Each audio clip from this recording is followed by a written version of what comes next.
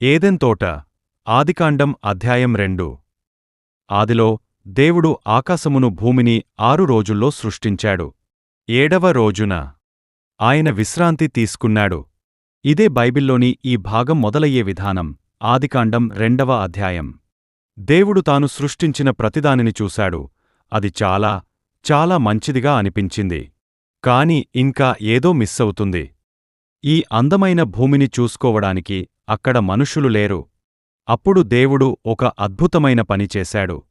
అయ్యన భూమి మట్టిని తీసుకుని అందంగా ఆకారమిచ్చాడు.